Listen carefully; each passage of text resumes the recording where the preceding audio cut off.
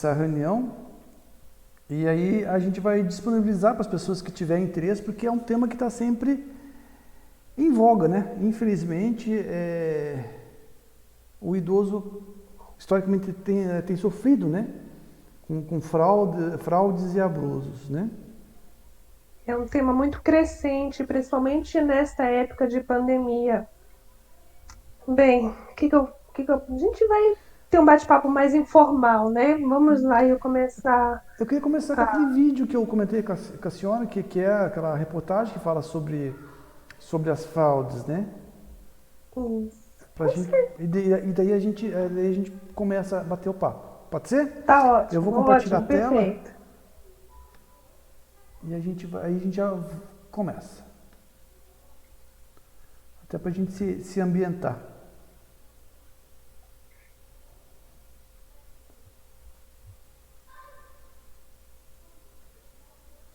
Deixa eu ver se eu consigo compartilhar aqui.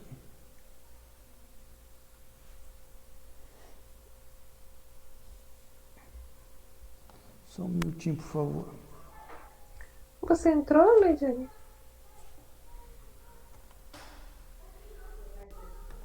Acho que sim. Agora tá dando certo. Estão Sabe que conseguindo eu... ver o vídeo?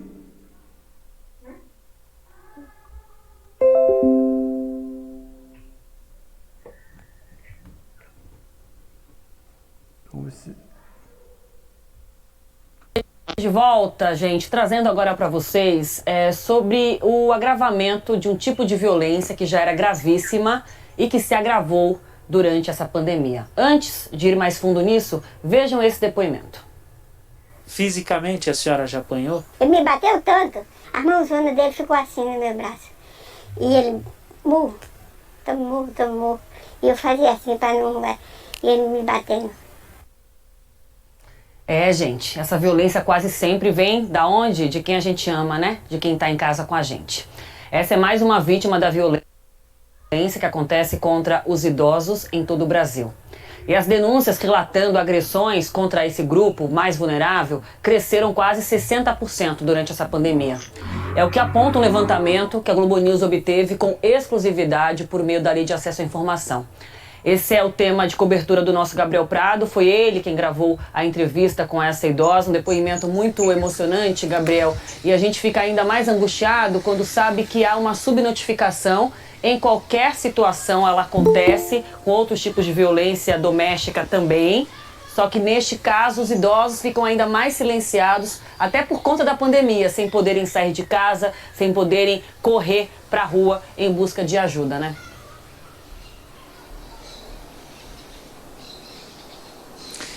Pois é, Aline, esse personagem, né, a Dona Joaquina, é um nome fictício, é uma senhora de 78 anos, a idade real, que veio para São Paulo 50 anos atrás ganhar a vida do Nordeste aqui para a capital paulista.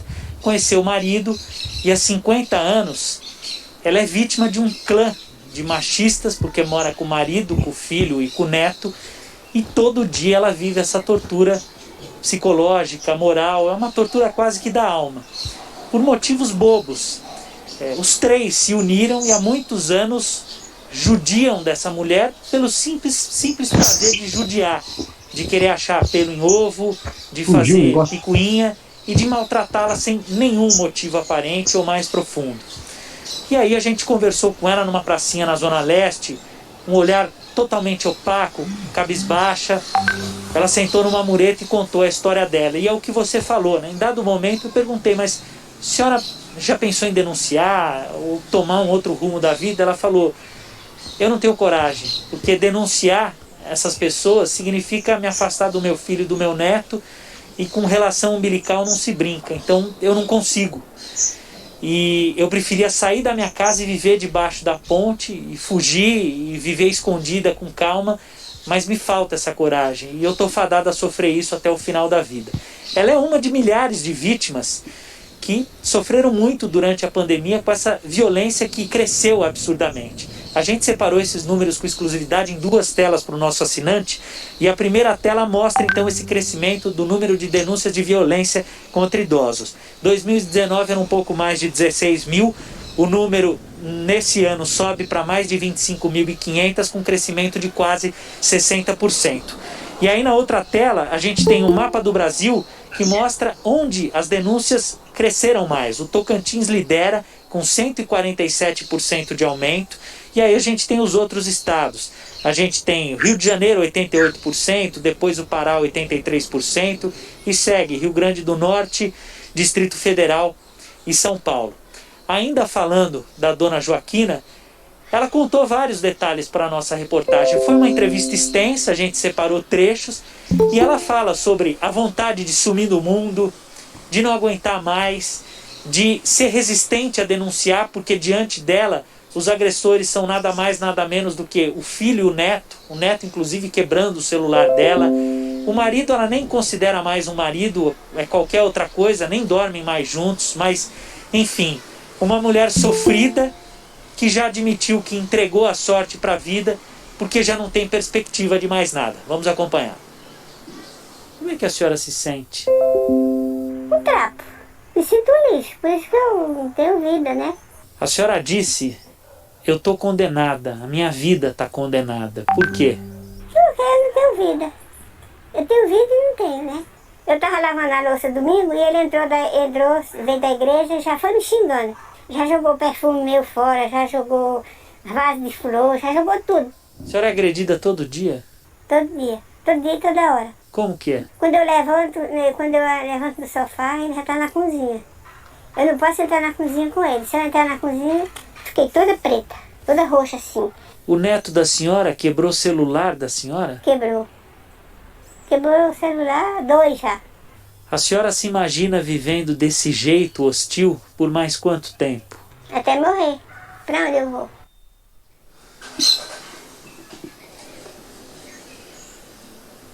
Bom, o Ministério da Mulher, Família e Direitos Humanos mandou uma nota protocolar para a nossa redação, dizendo que quanto ao acréscimo ou decréscimo de denúncias, esse não é um fenômeno multidisciplinar, não cabendo exclusivamente à análise da Ouvidoria Nacional de Direitos Humanos. Uma das possibilidades pode ser, sim, a presença mais constante das vítimas, com suspeitos da violação de direitos humanos, porque na pandemia todo mundo fica mais recluso.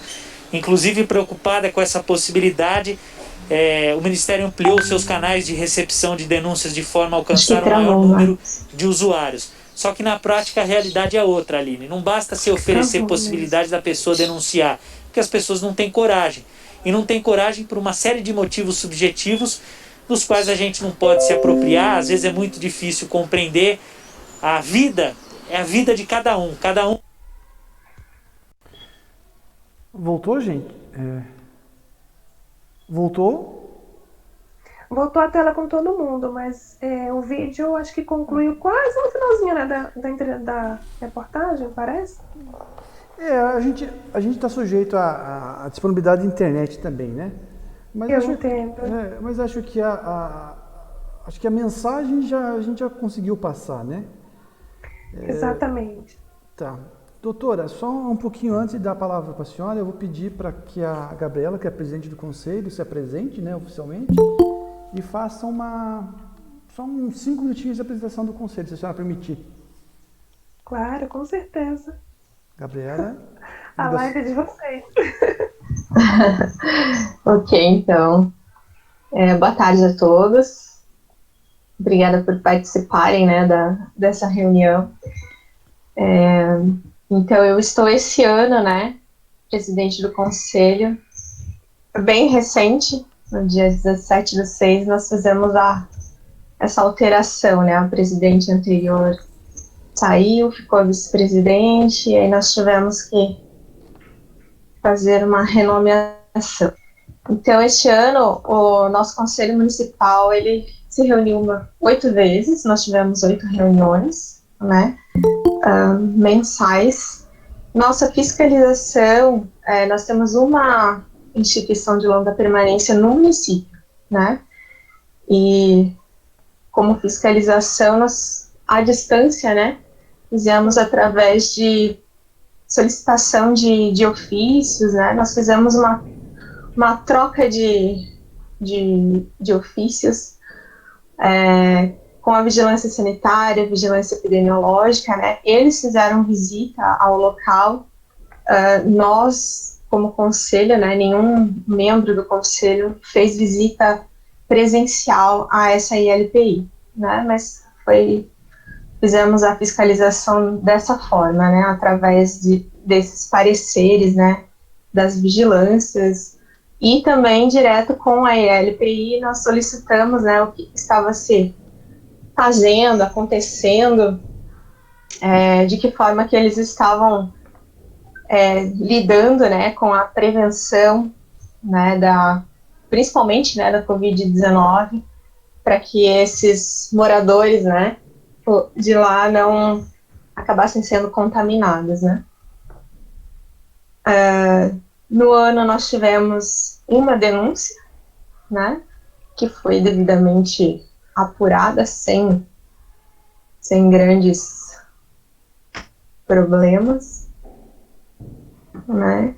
Tivemos uma capacitação com o Conselho Estadual, né, com um tema também de ação, né, dos conselhos durante a pandemia, de que forma que a gente poderia estar mantendo, né, as atividades do conselho nesse período, né, de forma mais online do que presencial. Também fizemos uma entrega uma recomendação que nós tivemos aos bancos e cartórios, né, justamente referente ao tema das fraudes, né. Foi uma recomendação enviada pelo Ministério dos Direitos, né, isso, da mulher, que envolve junto, né, os direitos do idoso. E eu, pessoalmente, estive entregando nos cartórios e nos bancos do município, né, essa recomendação ali para a gente tentar, pelo menos, ficar um pouco mais na lotérica, que também só tem uma, ficar de olho nas fraudes, não deixar isso acontecer, né, com os nossos idosos. Tá, e hoje estamos, né, fazendo esse encontro aí Aquela conta que nós vamos oficiar com a doutora Aline Catima. E é isso. Tá certo. As nossas ações aí do ano até agora. Parabéns, Gabriela. Um bom trabalho, que você tenha muito êxito. Eu sei que é um trabalho muito árduo, às vezes difícil de ser percebido, mas pelo menos eu tiro por mim, nós fazemos tudo o que dá, o que puder fazer, e o resultado vai acabar saindo, nem que seja que você consiga, pelo menos conseguiu ajudar alguém. No caso, vocês tiveram uma denúncia, né, esse ano. Isso, já é uma movimentação. E às vezes, acaba puxando o outro, porque uma outra vítima vê e viu que houve uma ação, e fundamentado naquilo, ele acaba criando coragem para denunciar. Exatamente. Isso é muito bom. Tá certo. Isso. Obrigada.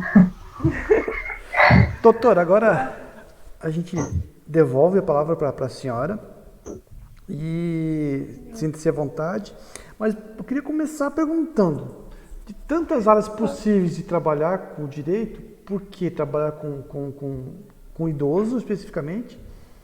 E ainda mais nessa seara que até poucos anos atrás, pelo menos a impressão que a gente tinha era que era desprezada, né? As fraudes bancárias. Por que a senhora tem tanta atuação nesse segmento? Pois é. Enquanto eu estudava, eu trabalhei em cartório federal e trabalhei na alfândega de Cumbica. Ali eu comecei a observar algumas atuações de crimes que ocorriam em territórios brasileiros. Antes de eu trabalhar com as questões financeiras. Para quem olha assim, acho que eu sou muito nova, eu tenho 45 anos, viu, gente? Então, naquela época, 25 anos atrás, quase 26 anos atrás, eu já trabalhava nessa área, mas não como advogada. E aí o que acontece? Nós começamos a analisar. Eu sou uma pessoa que eu olho determinadas informações e eu acho que você compreendê-las, assimilá-las, assimilar de fato o que você está vendo, isso vai te proporcionar um mapa. E o que acontece? Diferente, por exemplo, do Banco Bird de desenvolvimento de comércio direcionado ao desenvolvimento de pessoas carentes, que acontece em outros lugares, quando se começou a fomentar o consignado no Brasil, eu acho que o foco foi diferente. Por exemplo, lá as pessoas, em outros países, as pessoas apresentavam um projeto de desenvolvimento, às vezes eram para mulheres que mantinham suas casas, lavavam roupas, então, às vezes, para melhorar o seu trabalho, acabavam pegando um fundo para poder reinvestir em seus negócios. Aqui no Brasil, a liberação de crédito se deu sem justificativa. Ou seja, você tinha um limite e você podia pedir um empréstimo e, por exemplo, diferente do resto do mundo, com relação a esse tipo de crédito que é voltado para a pessoa idosa, que é voltado para a classe mais carente da população, por exemplo, hoje, vamos falar do fato hoje. Hoje os juros no Brasil não chegam a 5% o ano. Os consignados, eu vejo nas planilhas de alguns processos que eu tenho ativos, os mais antigos estavam absurdamente mais altos. Eu diria que sim, que 8 vezes o juros anual. Entendeu? Então já começa daí. O superendividamento se começa pela margem dos juros. Aí limitaram a 30%. E limitaram também o cartão de crédito, né, que é um outro absurdo, que inclusive eu vou até falar um pouco mais na frente sobre a questão do cartão de crédito. Aí, fundamentado nessas ações, aí depois eu fui aprender um pouco mais sobre bancos, fui crescendo, fui me tornando uma pessoa com mais estudo direcionado e depois disso, eu fui convidada para fazer algumas ações já como advogada. Eu trabalho para vários lugares, já tive algumas ações fora e algumas ações em vários lugares do Brasil. E numa dessas atividades do Brasil, eu fui ao Pará para 3 processos diferentes e num deles eu passei um ano, mas não como só advogada, mas como consultora de uma empresa. Então, nessa situação, eu vi o mercado. Eu vi um mercado explodindo e pessoas que, com todo respeito a todos os colegas do Brasil todo, mas eu não vejo assim grandes especializações nessa área, principalmente na questão econômica, do cálculo, da apuração, de quanto ganha um banco. E é fundamentado nisso que já começa a ação. Se você não tem fundamentação nisso, como é que você vai começar a pilotar um avião? As suas turbinas não estão nem ligadas. Entendeu? Então, tem situações que você... Por exemplo, lá fora, nos Estados Unidos, você tem que comprovar experiência jurídica para ingressar com uma ação determinada. Aqui no Brasil, não. Aqui no Brasil, o advogado pegou uma licença da UAB, ele consegue entrar com qualquer tipo de ação, mesmo sem experiência. O que eu chamo isso de se aventurar com direito alheio. Entendeu? Aí, fundamentado nisso, eu resolvi, então, abrir um escritório no Pará, só para tratar de idosos com fraude bancária. E nesse escritório do Pará, eu cheguei a bater um valor, assim, expressivo no estado, em 3 anos, 2 anos e pouco, quase 3 anos. Aí, depois, eu continuei trabalhando nessa área e parei quase 4 anos por questões pessoais, me afastei do meu serviço e voltei a trabalhar agora no final do ano passado para cá. E justamente neste período do final do ano passado foi quando estourou a pandemia no mundo, no final do ano, e no início do ano, onde você percebe atuações de bancos para pessoas carentes, principalmente em países de terceiro mundo, se aumentou a fraude. Não, isso não é uma coisa exclusiva do Brasil. O que aconteceu no Brasil, de acordo com a Febraban, foi um aumento de 70%. Eu diria que depois da pandemia nós vamos verificar talvez até mais do que isso. Doutora, A senhora permite eu fazer uma pergunta? Já antes da hora? Claro, sinta-se à vontade. A senhora falou em capacitação, né? E especialização. Quando eu fiquei fazendo pesquisa sobre o tema, uma coisa que me chamou a atenção foi, por exemplo, dos processos digitais, né, que a gente consegue obter. Eu vi que, por exemplo, um dano de uma prestação que o idoso paga R$ 49,58, o alvará foi de 49.436. Aí, eu sou curioso, fiz as contas, deu 997 vezes o valor. A menor ação que eu achei foi 345 vezes o valor do desconto. Chegou aqui a dar 1.037 vezes. Então, isso me chamou a atenção, porque até alguns anos atrás, o valor de uma causa para um processo como esse, do que a gente tinha como normal, muitas vezes não se pagava o trabalho, o aborrecimento de entrar contra uma instituição bancária. E agora, vendo causas como essa que deu 1.037, na média, vamos colocar aí 800 vezes o valor de desconto, algumas coisas deu bem mais que isso. O que aconteceu com o judiciário? Ou é a especialização sua que consegue pegar valores diferenciados? Eu acho que, por exemplo, existe uma coisa, no direito americano, existe uma punição maior, que eu acho que aqui no Brasil não se estava levando isso em conta. Por exemplo, vamos falar do Banco Itaú. Quanto é que é o lucro do Banco Itaú? De 28,4 bilhões em 2019. Um banco que tem um lucro numa casa de bilhão em 2019, se eu ganhar 10 mil para um idoso de dano moral, eu falo 10 mil seco, lá, nada. Se eu ganhar 10 mil para um idoso com um lucro de 28 bilhões, se eu fizer uma regra de 3, equivalente a uma moeda de um centavo para o banco, ele conseguiria comprar mais de 100 cabeças de indenização. Eu acho que essa regra matemática precisa ser mostrada para os juízes. Porque a sentença, ela não é só para indenizar quem foi lesado, mas é punir quem lesou. Para quê? Para ensinar quem lesou parar de lesar. Entendeu? Porque, por exemplo, se você pensar assim, você acha que uma margem de erro de 10% é muito ou pouco? Eu acho muito grande. Muito grande. Imagina 70% de aumento de fraudes. É um absurdo, entendeu? Então, se você pensar numa estrutura de milhões de pessoas, é muita gente.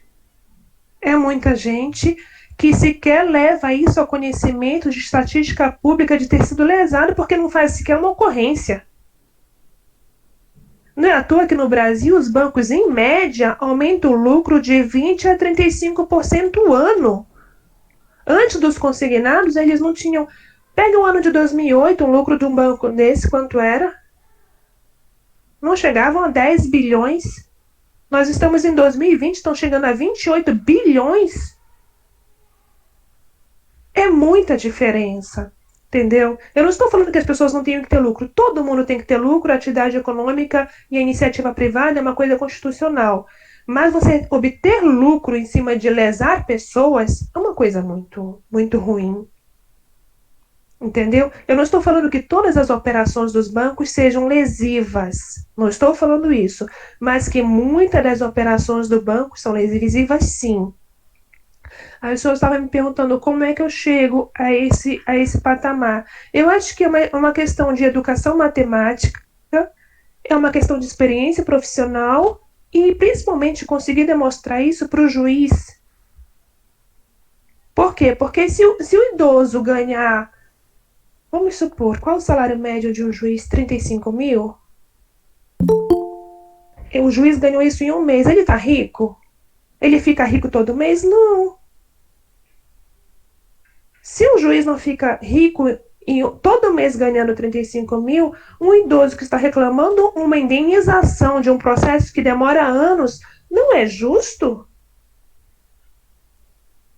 Não é justo? Contra é um Davi contra Golias.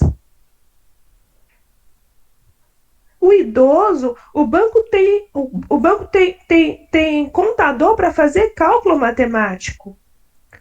O banco tem dinheiro para propor recurso. O banco tem inclusive dinheiro para pagar a multa por não fazer o que o juiz está mandando. Por isso que eu sou super a favor agora do entendimento do STJ de falar que a questão da multa não é simplesmente para beneficiar a pessoa que está recebendo por o banco não fazer, mas principalmente para ensinar o banco que ele tem que cumprir o que o judiciário está mandando ele fazer. Entendeu? Então eu acho que o resultado que o senhor andou estudando, nem meu trabalho, né? O resultado que o senhor apresentou, que é o resultado do meu trabalho, eu acho que é um globo de ações. São várias. É um manto de fios entrelaçados que resultam, no final, no bom resultado. Tá. Por exemplo, quando eu ingresso com uma ação, eu discuto muitas coisas que eu acho que a maioria não discute. Sobre a ilicitude do ato, como pode... sobre a ilicitude do ato, a gente já pode determinar juros sobre aquilo, entendeu? E, por exemplo, quando o banco é condenado, muitas vezes eles vão e depositam um valor. Se o advogado não entende de contabilidade, não sabe fazer um cálculo contábil, ele não sabe se o cliente dele está ganhando certo ou errado. Eu diria que 99% ele está ganhando errado. E se o advogado tiver muita pressa, ele vai levantar o errado e acabar o processo. Entendeu? Então tem muitas coisas, tem muitas nuances num processo desse, por isso que eu falo, tem que ter uma certa experiência, um certo conhecimento técnico, não só em direito, para você poder avançar com uma ação com muita responsabilidade e tirar o máximo possível para o seu representado. Doutora, mais uma pergunta.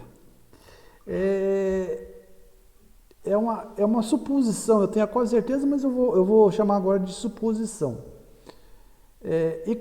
Economicamente falando, parece que é mais viável para o banco assumir essas eventuais condenações, porque a fraude que ele comete sistemicamente, dia após dia, com vários idosos no país, é muito, muito, muito, muito superior a esses valores que Exatamente. Exatamente. Exatamente. Por quê? Porque a maioria dos idosos que mesmo fraudados... É como dizer que Pode falar. E acho que travou o vídeo. É como dizer que o crime compensa, não é? Exatamente. Por quê? Porque vamos supor, o idoso é fraudado com parcela de 50 a 100 reais por mês. Aí, se ele pegar um advogado que não tenha muita técnica, muito conhecimento, que não consiga modificar algumas coisas, ele vai pegar uma sentença baixa, vai se dar por satisfeito com aquilo, e com relação aos juros que o banco ganhou sobre aquele suposto empréstimo foi de quanto? 35%? Os juros na justiça hoje é de 1% ao mês, o que supera um pouquinho de 12% ao ano, entendeu? E hoje o mercado comum está pagando quase 5% ao ano. Então, com certeza, a fraude compensa para o banco em relação ao valor da indenização, com relação ao valor que ele arrecada pulverizadamente. Por isso que eu falo que o mercado brasileiro, com relação à indenização, contra bancos principalmente, que são instituições financeiras muito fortes, tem que aumentar. Tem que aumentar. Por quê? Porque vamos falar sobre fila de banco. Quanto custa para um banco contratar uma pessoa, um caixa a mais, para respeitar o limite do tempo das pessoas no banco? Vamos falar em 1,7 o salário do funcionário, entendeu? Isso não seria muito para um banco de 20 e poucos bilhões de lucro no ano. Mas não, eles preferem que as pessoas fiquem na fila, quebram a lei, porque as pessoas têm um limite para esperar na fila, e deixam por isso mesmo. Por quê? Porque a maioria das pessoas que ficaram ali na fila, elas não autenticam o horário de retirada do ticket e a autenticação na máquina junto com a obrigação de pagamento, seja lá o que foi que eles foram fazendo no caixa. Aí isso ele tem que fazer o quê? Gera uma ocorrência, oficia, entra com uma ação por causa do tempo de fila. É isso o mercado faz, força o banco a tomar atitudes respeitando o seu consumidor, porque o banco ele só existe porque ele trabalha com o dinheiro das pessoas. O banco não trabalha, o banco nem tem dinheiro dele. Entendeu? O banco ele ganha dinheiro com as tarifas, com os juros, ele gira com dinheiro. E ele não respeitar as pessoas que ele usa o dinheiro daquelas pessoas. Entendeu? Então isso acaba sendo assim, a lei acaba sendo não aplicada, as pessoas deixam de lado de exercer os seus direitos que não deveriam, elas deveriam exercer os seus direitos. E justamente isso, quando começar a doer de fato, impactar na economia, no balanço financeiro, as coisas começam a mudar. Como já tem mudado aqui no Brasil. Por exemplo, o Itaú foi condenado a 75 milhões no mês de... Agora faz recente. Não tem nem, acho que 2 meses esse negócio. E 75 milhões pelo Banco Central para devolver para as pessoas. Por quê? Porque entre 2008 e 2018 eles cobraram tarifas erradas. Alguém aí é cliente do Itaú? Receberam alguma coisa de volta? Porque eles já estão comunicando que eles já estão devolvendo, entendeu?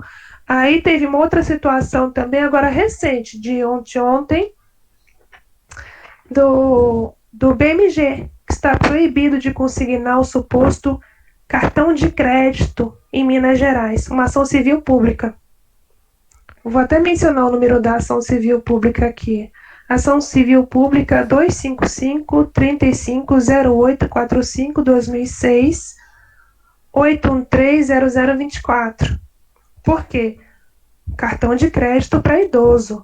Aí, nos casos que eu entro, o idoso, quando solicitou, formalmente, entre aspas, ele não teve a especificação, quer dizer, a consciência e a voluntariedade, de fato, das informações do que é um cartão de crédito. Por quê? Porque muitas vezes eles chegam numa loja de crédito, ele assina lá um monte de documento, às vezes pediu um empréstimo, mas tem vários outros assinados juntos, e aí a liberação de um suposto cartão de crédito.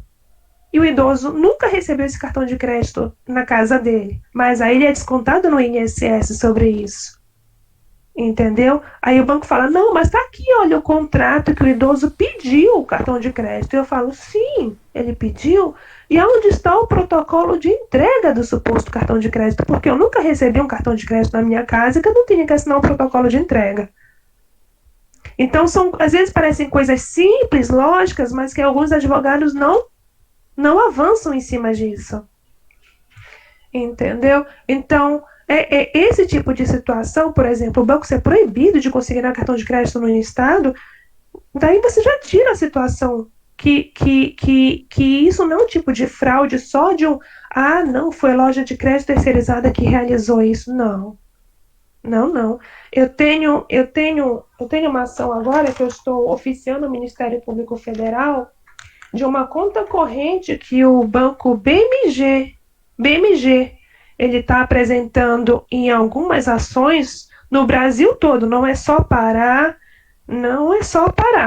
Ele tem apresentado uma conta que é no Banco Itaú, que BMG agora pertence ao Banco Itaú, e essa conta foi oficiada por um juiz, e essa conta pertence ao Itaú. Ou seja, ele apresentou em alguns processos a mesma conta como o TED, mudando só o nome do idoso, para induzir o juiz a erro, falando que ele pagou aquele contrato. Entendeu? Só que para quem ele depositou o dinheiro? Para o BMG. É o que eu falo, se o advogado não entender de questões financeiras, ele se perde no processo dele. Por exemplo, esse processo aqui, o advogado, desculpa o termo que é uma gíria comum, o advogado come bola, Ele não percebe o erro e o juiz segue e julga improcedente uma ação dessa. Esse documento aqui eu estou encaminhando ao MPF, depois se vocês quiserem eu mando o protocolo para vocês, porque só aqui eu tenho alguns casos desse e já foram constatados em qual estado? Bem, em suma, aqui no Pará nós temos e... Daqui a pouco a gente fala aqui quais foram os outros estados que também foram, que eles apresentaram também essa mesma conta. Não, esse daqui é no Pará, no município de Cametá, e apresentaram Castanhal, e fora isso acho que é Rondônia, Roraima. Então é intencional mesmo. É planejado para que se conte com o erro ou do advogado ou do juiz. Mas acaba sendo... Nesse tipo de caso, sim. Existe também a fraude do consignador de rua. Existe. Mas mesmo a fraude do consignador de rua é responsabilidade do banco. O consignador da rua, ele trabalha para o banco. Ele é representante do banco. Então, se ele cometeu a fraude, quem tem que responder é o banco. Eu não quero nem saber do consignador da rua. Quem tem o lastro econômico, quem se beneficia com o ato comercial é o banco, e ele responde pela atividade financeira que ele executa. Ele tem que ter responsabilidade sobre a atividade financeira dele, sobre o exercício comercial dele. Por exemplo, um padeiro vende pão. Se ele vende o pão fica salgado, ele vai entregar para o cliente vai ser obrigado a comer o pão salgado? E vai ter que pagar por ele? Isso é um absurdo, gente. Agora estamos falando de pessoas comuns. E os idosos? Nós temos idosos com mais de 60, nós temos super idosos com mais de 80, que são pessoas... Vocês estão falando do Sul, eu estou falando... Agora eu estou no Pará, mas eu posso atuar no Brasil todo. Agora o que eu falo é que a situação aqui nós temos muitos analfabetos. Entendeu? Eu não sei qual é a realidade estatística do analfabetismo com relação à região de vocês. Por favor, eu estou com calor. Com relação à região de vocês. Mas aqui, o índice de analfabetismo nos interiores é muito grande. E eu ainda digo mais, eu sou contra a questão de ensinar o idoso a escrever o nome. Ensinar o idoso a escrever o nome, isso facilita que ele seja vítima de fraude. Por quê? Porque ele não chega à capacidade técnica do desenvolvimento para poder arguir sobre um contrato. Aí ele só simplesmente assinar um nome sem ser por um instrumento público ou sem ter um parente que tenha conhecimento mais técnico do que ele, eu acho isso muito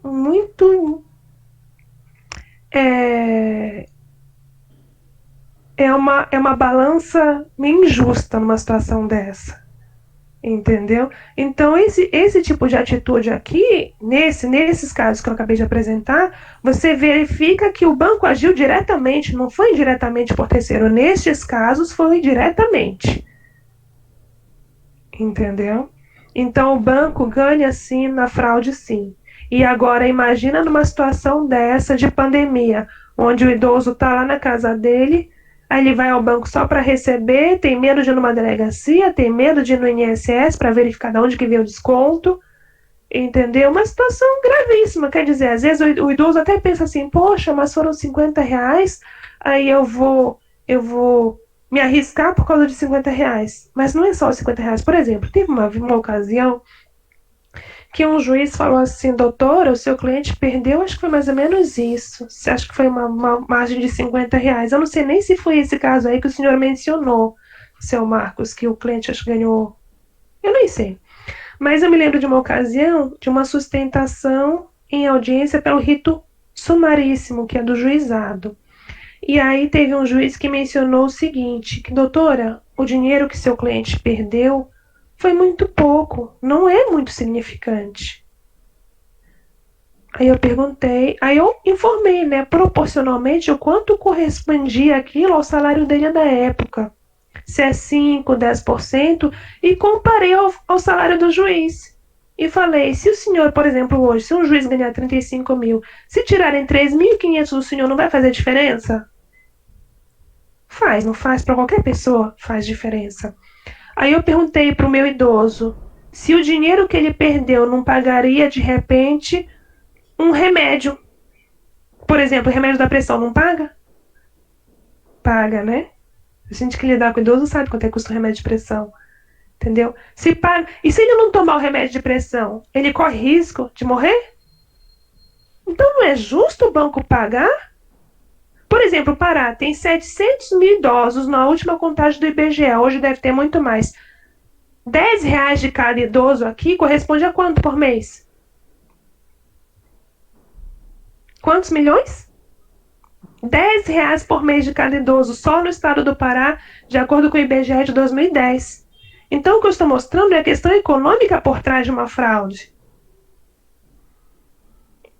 Entendeu? Então, é esse tipo de coisa que nós temos que evitar, educar as pessoas a buscarem seus direitos, para que isso não ocorra com os outros, com os seus parentes, com os seus amigos, com os pais deles. É educando. Infelizmente, você só vai educar uma situação dessa mexendo diretamente no dinheiro. Porque se o banco, com 28 bilhões de lucro, reinvestisse 10% em segurança, isso não passa. Entendeu? Vocês são funcionários públicos aí no estado, né? Uma parte, né? Sim. Como funcionários públicos, vocês já precisaram de empréstimo pessoal? Vamos supor, não precisa nem me responder, mas se a maioria das pessoas que precisam de um empréstimo pessoal vão até o banco, elas pessoalmente, com seus documentos, tudo, não conseguem um empréstimo. Não, é muito difícil. Esses dias eu peguei uma idosa que ganhava salário e saiu um empréstimo num banco grande contra ela, assim, num valor que eu falo, gente, ela não teria margem nunca para pagar um negócio desse, não sei nem como é que o banco liberou um empréstimo para ela. Só que não foi para ela, foi para terceiro. Quer dizer, ela foi fraudada, alguém foi para uma agência de um banco, levou os documentos dela, no nome dela, tudo direitinho. O empréstimo saiu como se fosse para ela, mas o pagamento não foi feito para ela. Só que, veja bem, por mais que ela retirasse 30% da verba de um salário mínimo, que é o que essa senhora ganha, ela demoraria quantos anos para pagar quase 1 milhão? Então, isso foi fraude da onde, gente? Foi fraude da rua? Isso tem um critério para passar por dentro do banco, tem que ter uma análise de crédito, porque não pode ultrapassar uma margem que a pessoa não tenha a condição de pagar o empréstimo e não comer, entendeu? Então, quer dizer, se viram que a pessoa era uma aposentada, não sei o quê, e liberaram um empréstimo altíssimo, aquilo ali foi feito com o conluio de alguém lá de dentro. Doutora, a Gabriela, você quer fazer uma pergunta? Não, eu gostaria de perguntar para ela o seguinte: o que você recomenda nesse caso, né? É justamente que todo mundo que perceba essa fraude, por menor que seja, como é que a gente vai fazer essa educação mesmo que você comentou? Todo mundo entrar contra o banco, pedir o seu... Não. Exercer o seu direito. O que é exercer o seu direito? Na verdade, o seu direito, né? Tá cortando um pouquinho. O que é exercer o seu direito? Você precisa primeiro de um instrumento para verificar a possibilidade do ato lesivo e da possibilidade indenizatória. Ou seja, você precisa de olhos experientes para verificar um papel. Por quê? Porque às vezes o idoso está recebendo menos e ele não sabe de onde que é. Ele não sabe explicar aquilo. Aí ele às vezes leva para um advogado que, sei lá, que trabalhe com várias outras searas. Entendeu?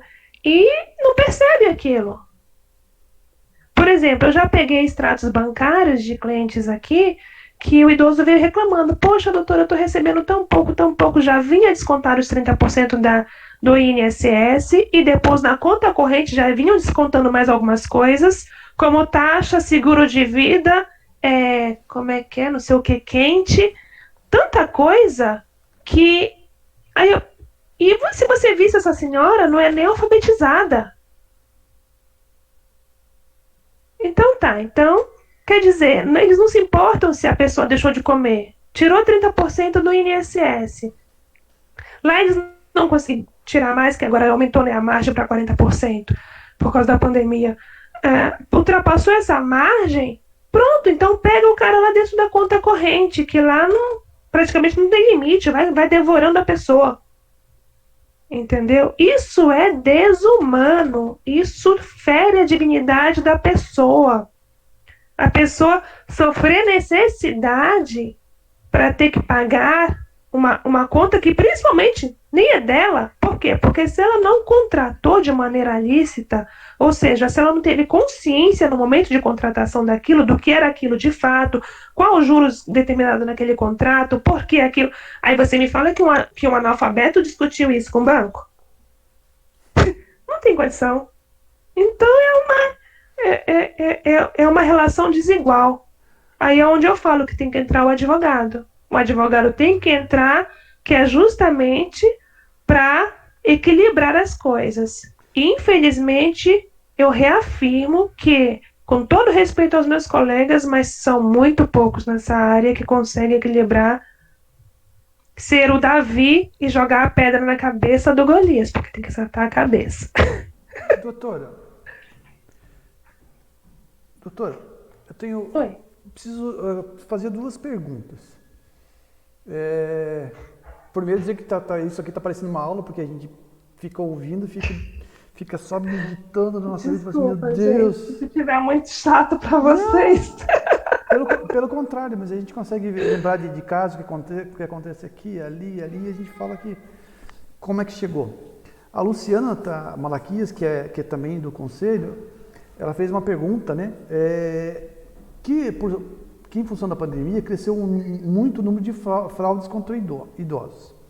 Então eu tenho duas perguntas, né? Complementando da Luciana.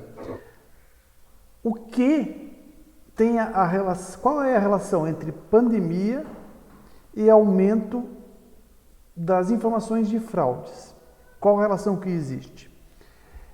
E a segunda pergunta, a gente aqui é de um município pequeno, né? Que é igual a muitos dos sertões que tem nesse Brasil afora. Tá, hoje, se o idoso precisar de um especialista para atuar numa causa como essa, para onde ele vai recorrer? O que ele vai fazer? Porque, por exemplo, assim, a gente sabe que nós tem que cuidar um pouquinho das palavras, né? Que tem alguns advogados que fizeram para ser aquele curso por correspondência. Desculpa. Mas é verdade. Então, assim, o que a gente pode fazer? Primeiro, retomando, qual a relação da pandemia com o aumento das fraudes? E para um idoso que está assistindo aqui, que ele se sente vítima, o que ele pode fazer, por exemplo, para não utilizar de um profissional mais ou menos genérico do direito, por exemplo? O que ele pode fazer? Delicada a sua pergunta, mas vamos lá. Com relação ao aumento na pandemia, o que acontece? Vamos estudar um pouquinho a história, que geralmente as histórias se repetem. Já ocorreram outras pandemias no mundo. Em todas elas, sem exceção, daquelas que elas são regionalizadas, localizadas, ou como essa de agora, que está cometendo no mundo inteiro, como ocorreu na gripe espanhola, você verifica que situações extremas, às vezes, alimentam o que há de pior em algumas pessoas, infelizmente, na grande maioria. Então, o que acontece? Hoje não sei se vocês já chegaram a receber uma vez algum vídeo do call center de atendimento que as pessoas mandaram de um presídio. Você já recebeu esse vídeo? Os presos circulando, um monte de gente circulando, falando no telefone. Aí o pessoal falando, olha aí o call center que liga para você. Entendeu? O que acontece? A população mundial está crescendo muito, a situação financeira no meio de uma pandemia, muita gente perdeu o emprego, existe um medo, existem várias circunstâncias no meio disso, e fora os criminosos habituais que já existiam e só vão se especializando e aumentando. Aí você vê uma situação dessa em que as pessoas não estão circulando muito na rua e isso facilita o quê? Justamente as pessoas serem vítimas da fraude. Aí se você me falasse, mas o que o idoso tem que fazer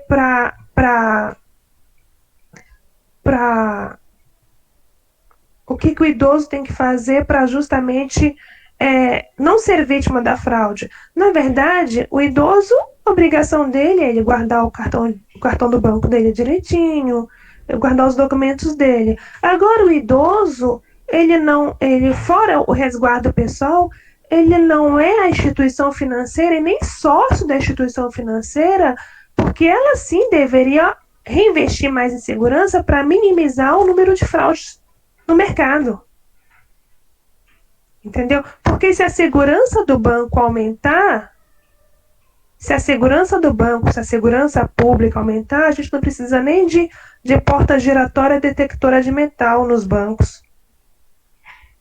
Entendeu? Mas isso tudo é uma questão de segurança. Agora, volto a falar, o banco tem que reinvestir seu dinheiro em segurança. Como é que ele faz isso? Aumentando. Hoje nós temos programas no mundo todo de tecnologia de informação, tecnologias de segurança de dados, que muitos bancos já utilizam. Hoje eu tenho bancos aqui que praticamente não são fraudados. E tem outros bancos que são primeiro e segundo lugar nos rankings. Aí você vai falar, mas esses bancos operam com mais pessoas. A questão não é... Vamos supor, mesmo que eles diminuam operem com muitas pessoas, mas diminui a tua fraude de X% para X sobre 10. Você diminui 9 vezes, entendeu? É muito importante isso, reinvestir em segurança para diminuir a fraude. E com relação a por que o aumento da pandemia, eu acho que eu respondi o aumento das fraudes. Não precisamos ir muito longe, não precisa nem de uma pandemia. Vamos falar da Inquisição na Idade Média. Aquilo ali não era uma pandemia de doenças, mas virou uma pandemia de denúncias. Por quê? Porque quem denunciava recebia o patrimônio do denunciado e dividia com quem julgava. Vocês conhecem a época, o tema? Entendeu? Então eram onde mais os nossos ancestrais foram caçados no mundo. Por quê? Porque quem tinha patrimônio, quem tinha um pouco mais de educação, claro, a educação gera mais recurso, abre porta para você poder ter mais recurso, e você acaba, naquela situação, você era acusado de um crime, respondia por ele, o seu acusador ficava com o seu patrimônio e dividia com o seu julgador inquisitor. Então você vê o que determinadas situações geram em algumas pessoas. Entendeu? Você vê perda de patrimônio na gripe espanhola, que as pessoas que não tinham títulos, ou eles morreram, ou seu patrimônio... E por aí foi. Infelizmente, graças a Deus, hoje nós temos uma situação mais estabilizada com relação aos títulos no mundo. Mas eu falo assim, com títulos de terras, essas coisas. Mas eu falo com relação ao dinheiro, à circulação financeira. A internet é uma coisa muito boa. Olha, graças à internet eu estou conseguindo falar com vocês frente a frente, através de um instrumento. Mas, por outro lado, isso também abre uma janela que é um risco que você pode usar positivamente ou negativamente. Qualquer instrumento ele pode ser usado positivamente ou negativamente. Se você pegar a energia nuclear, ela teve fins muito ruins e muito bons. Hoje nós temos tratamentos de doenças, raio-x, mas, por outro lado, uma vez explodiram o Hiroshima. Entendeu? Então, existe o instrumento, como você opera, como você usa. Agora, com relação à sua segunda pergunta, o que eu sugiro, existe a Defensoria Pública. A Defensoria Pública tem as pessoas têm que estudar muito para fazer um concurso público, tipo defensor, juiz, promotor, Ministério Público Federal e tudo mais. Só que o que acontece? Com relação aos advogados, claro, eles também têm que estudar muito, tem uma prova para você fazer, mas não exige a especialização de atuação. E o que eu sugiro? Que as pessoas procurem um profissional especializado, conheçam o trabalho, entendeu? Pesquisa aí, olha, pergunte pro seu Marcos como é que ele chegou à pesquisa dele, inclusive com os valores das sentenças. É a sua esposa, né, que é advogada? Pois é, entendeu? Eu estou no Pará, é, é, é, graças a Deus, hoje o nosso sistema está virtual, ou seja, isso abrange um crescimento e possibilidade de crescimento em todo o território.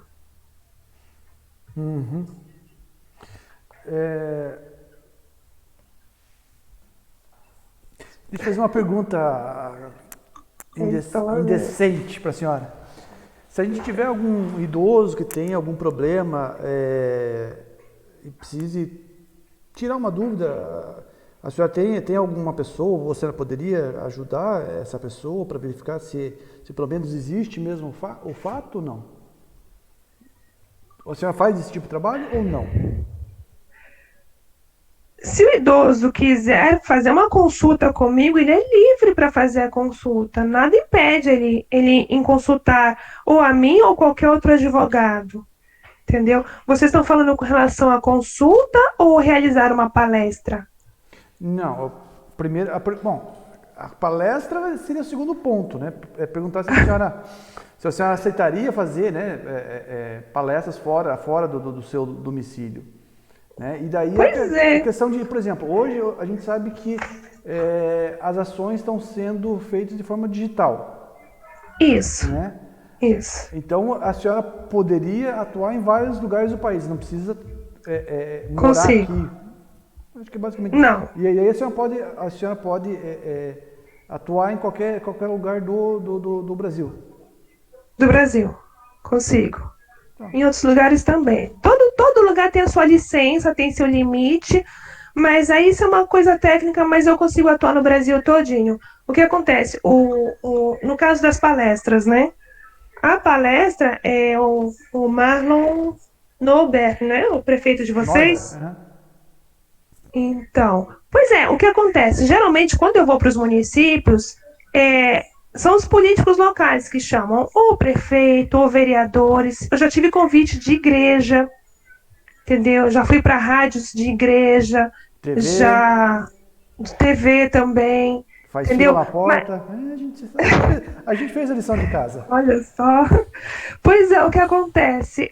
Eles convidando, eu me disponho aí, entendeu? Por exemplo, aqui no Pará, existem locais muito distantes que para ir de carro é mais de um dia. Tem que ser uma época adequada do ano para poder pegar um barco, porque senão o barco não sobe na região, entendeu? Então eu estou separando 15 dias para ir para uma cidade aqui no Pará, que tem uma senhora que muito antes das eleições, ela está me pedindo para que eu vá até eles, porque ela tem uma associação, entendeu? Então, eu não sei, se as pessoas precisam que eu esteja lá, se a associação precisa de um advogado para a associação, eu vou, não tem problema. Que é o que eu falo, se o político precisa de um advogado, ele vendo a necessidade do seu povo, você, como líder, vê a necessidade do seu povo, você pode me chamar, eu não cobro por uma palestra de jeito nenhum.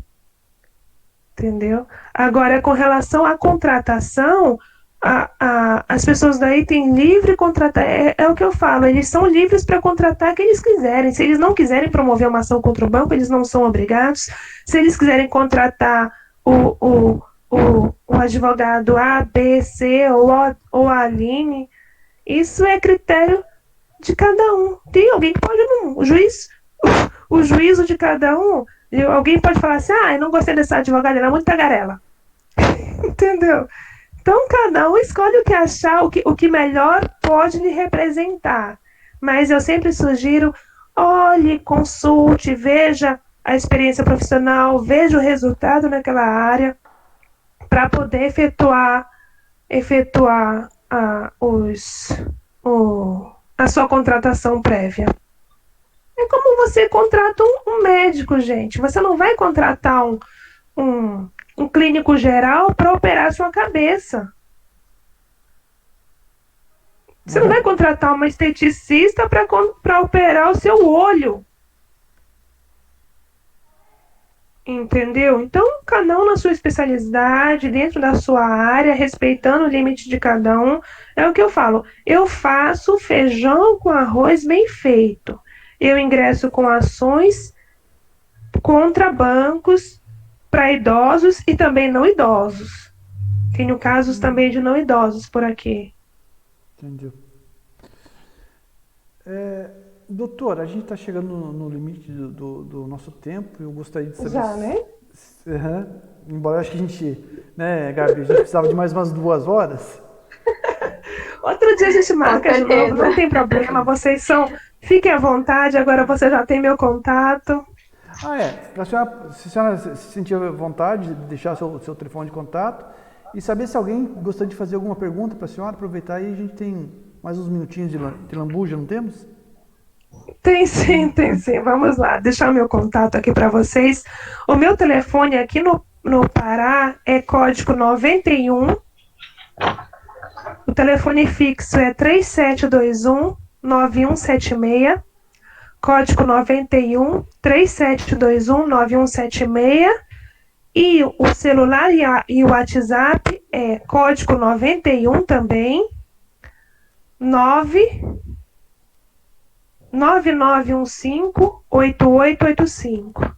99915-8885. Este número funciona para celular e WhatsApp. Por quê? Porque justamente, às vezes alguém quer fazer uma consulta. Então, o WhatsApp facilitou de você mandar algum documento para ele poder analisar. Entendeu? E nós também temos um e-mail que é Takashima, TAKASHIMA, @adv.oabsp.org.br. .absp.org.br. Isso. Ok. Mais alguma pergunta?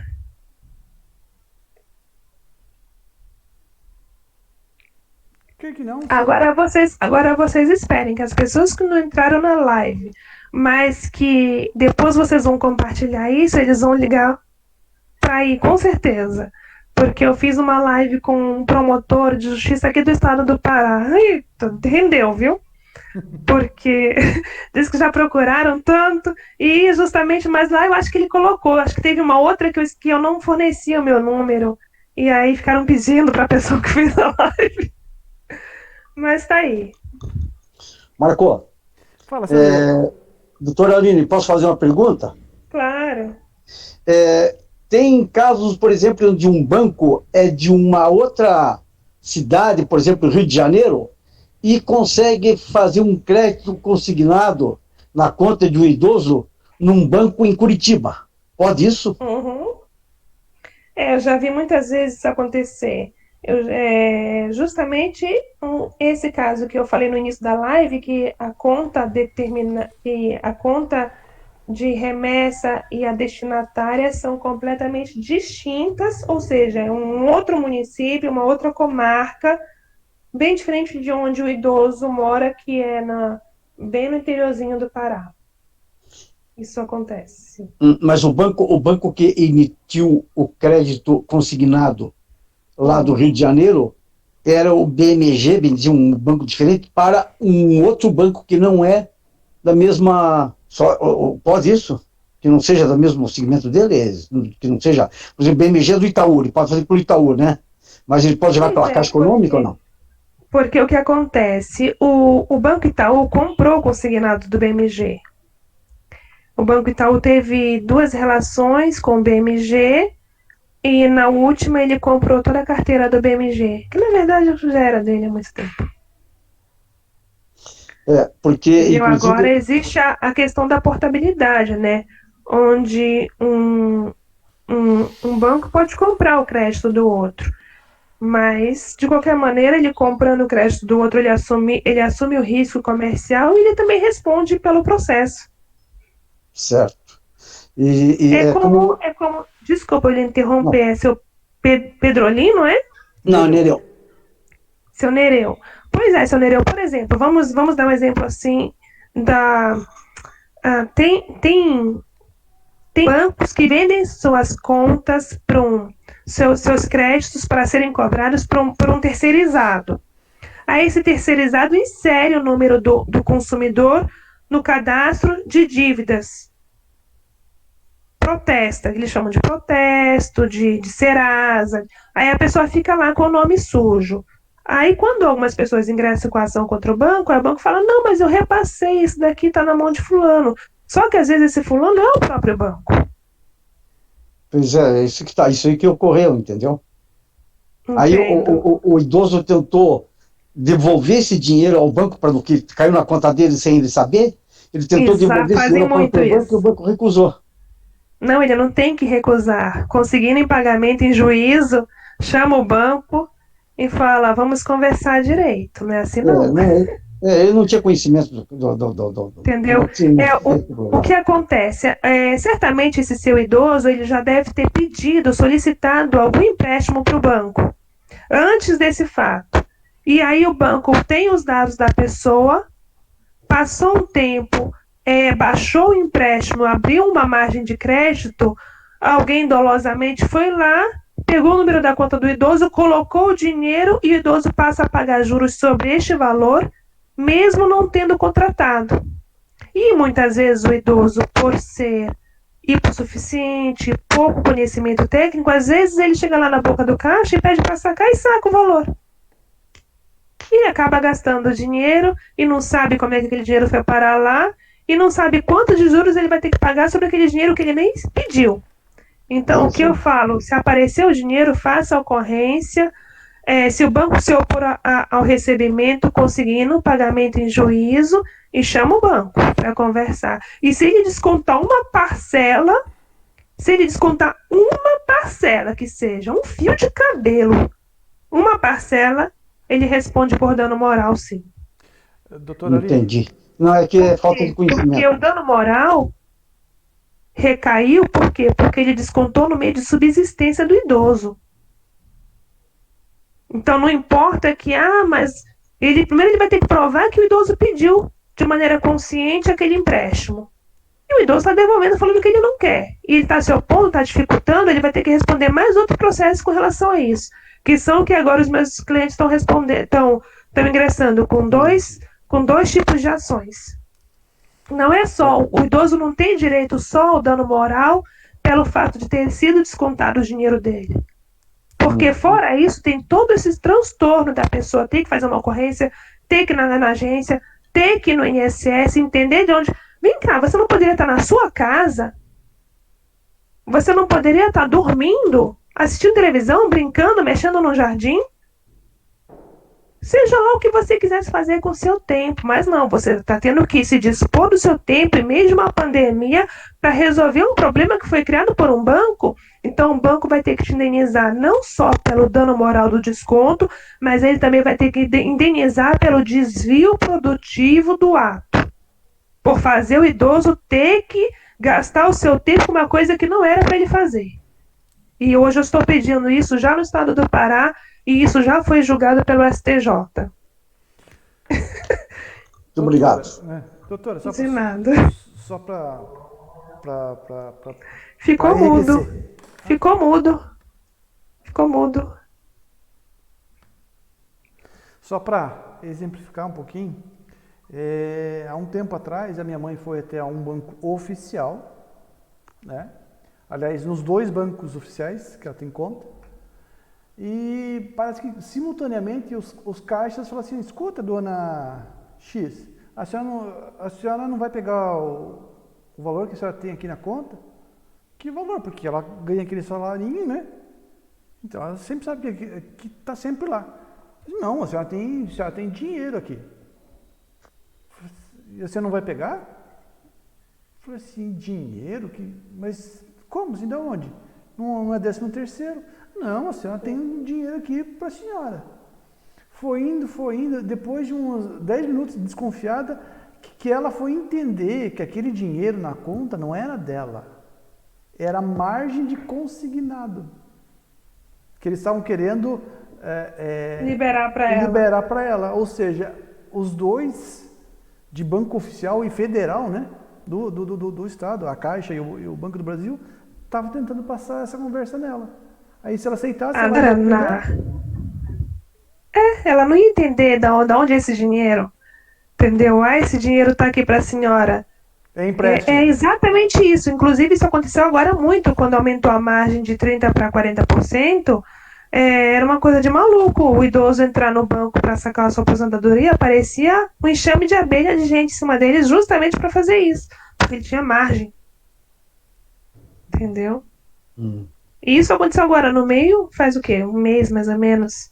Então, ou seja, o efeito cascata disso vai sair já para o ano que vem. Entendeu? Mas é isso. Eu espero que tenha sido produtivo para todos. Eu espero que tenha esclarecido pelo menos É porque isso é uma alimentação aos poucos. Hoje a gente come um pouquinho, amanhã mais um pouquinho, e aí vamos crescendo, vamos entendendo melhor, e assim vocês vão poder justamente ajudar mais os idosos de vocês aí, e estamos sempre à disposição. Tá bom? Tá certo. Gabi? Ok, obrigado. Foi muito bom mesmo. Como você falou, foi só um pouquinho, né? Um tempo muito curtinho, assim, mas muito, muito bom, assim, esclarecedor. Realmente a gente precisa conversar mais sobre o assunto, né? E divulgar mais também, né? Para a gente ir entendendo, né? O que é, o que não é, né? Para proteger, né? Os nossos familiares e, no caso dos idosos, eles se protegerem, né? Gabriela, mais uma vez eu parabenizo a iniciativa de vocês nossa, seria tão bom se todos os municípios do Brasil fizessem isso, entendeu? Porque os CRAs, as associações, as pessoas que lidam direto com os idosos podem fazer isso. Não só as associações que lidam com os idosos, até a igreja. Eu falo, gente, por exemplo, teve um padre aqui no interior que ele me cedeu a área dele, me chamou lá, e lá nós tivemos essa conversa. Sim. Entendeu? É o que eu falo. É uma questão de ver, perceber que existe um problema, e isso não existe mais venda para cegar as pessoas, porque não tem mais como deixar de ver esse problema existe. Entendeu? Não adianta fechar os olhos, porque ele vai continuar existindo. Então, o que acontece? Nós temos que tomar medidas para que isso diminua. Parabéns pela sua iniciativa, entendeu? Pelo trabalho do Marcos, seu, justamente para poder alertar as pessoas, porque não só as pessoas que estão presentes agora nessa live, mas com certeza outras pessoas verão esta live aí da área de vocês, e quiçá o estado todo, quiçá amanhã ou depois o Conselho Estadual me chame, entendeu? E é isso, eu estou à disposição. Quiçá amanhã ou depois o governador de vocês não me chame. Porque eu já estou tendo alguns Esperemos convites. que chegue, né, até ele. Tendo interesse, um trabalho sério, aqui, com bom resultado, chega. Principalmente é o que eu falo, o seu líder vê o que passa. As pessoas, a gente tem que olhar principalmente para as pessoas mais humildes, a classe mais... Gente, e o político que é inteligente, daqui a quanto tempo, olha o número de idosos como está aumentando no mundo. Se Deus quiser, com essa pandemia, não, entendeu? Vamos continuar, mas a tendência do número de idosos numa política é muito pesada. Você pega no país todo, tem idosos que mantêm suas casas. Quantos votantes, eleitores tem numa casa? Entendeu? Então são pessoas que são dignas de atenção, não só pela questão do fato de serem pessoas idosas, carentes de auxílio, mas também porque eles direcionam uma família, eles são alicerces, são pilares. Respeite, dê atenção. Entendeu? E é isso. Vamos seguir. Eu aguardo a posição de vocês. Tá bom? Um grande abraço a todos, muito obrigada. Uma Muito boa obrigada a tarde. você, obrigada a todos Obrigado. pela participação. Então tá certo. Muito obrigado, doutora. Ah, muito obrigado. E se as pessoas tiverem dúvida também, pode procurar a gente aqui na Secretaria dos Conselhos de Itapoá, que a gente ajuda no possível e também a gente, se precisar, os contatos da doutora Aline ficam aqui também registrados. É isso? Perfeito. Ok. Então tá Perfeito. certo. Valeu, obrigado. Tchau, Muito gente. obrigado. Tchau. Tchau, tchau.